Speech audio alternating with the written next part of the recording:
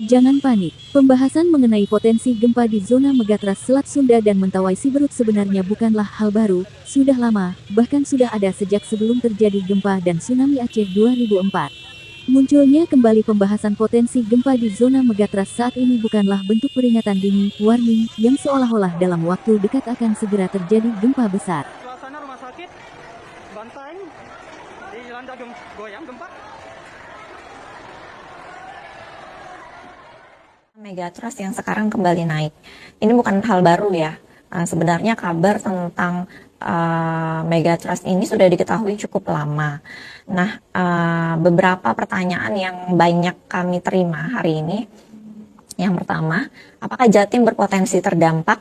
Iya, Jatim juga termasuk wilayah yang berpotensi terdampak gempa Megatrust. Tetapi perlu diketahui bahwa informasi tentang Megatrust ini bukan merupakan prediksi, bukan merupakan peringatan dini bahwa gempanya akan langsung terjadi besok atau lusa atau dalam waktu dekat ini akan langsung terjadi. Jadi masyarakat jangan langsung panik, jangan langsung parno atau berlebihan dalam memahami isi berita ini. Informasi ini semata-mata diangkat kembali untuk mengingatkan kita semua bahwa kita punya PR besar dan harus lebih serius dalam mempersiapkan diri menghadapi potensi gempa ini. Yang kedua, wilayah Jatim mana saja sih yang berpotensi terdampak? Karena kita bicara tentang Megatrust ya, karena Megatrust ini segmennya memanjang di selatan Kepulauan Indonesia dan sisi selatan Jawa Timur termasuk wilayah yang juga dilalui, maka tentunya wilayah di bagian selatan akan menjadi yang paling terdampak apabila terjadi gempa. Apalagi wilayah pesisir seperti Pacitan, Trenggalek, Tulung Agung, Malang dan seterusnya akan menerima dampak lebih besar apabila gempa tersebut berpotensi menghasilkan tsunami. Nah, terus bagaimana dengan wilayah lainnya? Ponorogo gimana? Surabaya gimana? Sidoarjo gimana? Banyak banget yang menanyakan hal itu ya. Untuk wilayah utara misalkan, tentu juga berpotensi terdampak, namun lebih kepada kejadian gempanya. Dan masyarakat perlu tahu bahwa gempa itu setiap hari terjadi. Dan kita harus bersyukur atas itu, karena artinya bumi kita melepaskan energi. Jadi nggak dipendem-pendem, ditahan-tahan energinya sehingga menumpuk menjadi besar, sekalinya lepas gempanya bisa mematikan malah.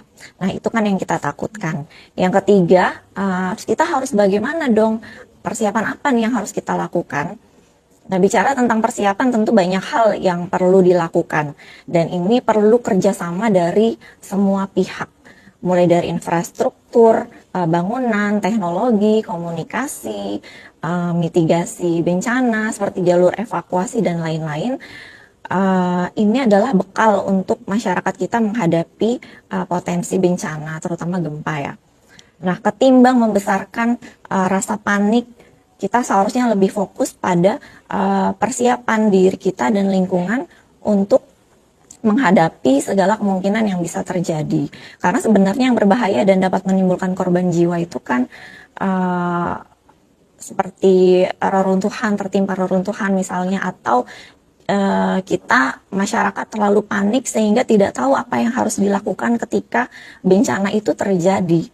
Nah, akan lebih baik kalau kita Indonesia mulai melakukan simulasi atau latihan kejadian bencana seperti gempa dan tsunami, mulai dari sekolah-sekolah, perkantoran, perhotelan, dan lain sebagainya, bisa rutin sebulan sekali misalnya minimal melakukan simulasi atau latihan bagaimana kalau terjadi gempa, apa yang harus dilakukan, kita harus lari kemana, bagaimana kalau terjadi tsunami, kita harus kemana, harus bagaimana, karena setiap bencana itu mitigasinya kan beda-beda.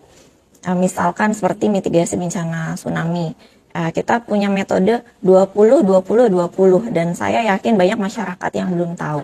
Apabila terjadi gempa dalam durasi lebih dari 20 detik, kita punya waktu 20 menit untuk melakukan evakuasi dan mencari tempat yang 20 meter lebih tinggi dari tempat kita di daratan sebelumnya. Itu adalah salah satu mitigasi kejadian tsunami. Dan sekali lagi ini butuh kerjasama semua pihak. Jadi daripada kita panik-panik terus nggak jelas, mari kita mulai dari diri kita sendiri, membekali diri kita sendiri tentang berbagai informasi dan mitigasi bencana, sehingga minimal kita bisa menyelamatkan diri kita sendiri ketika terjadi bencana.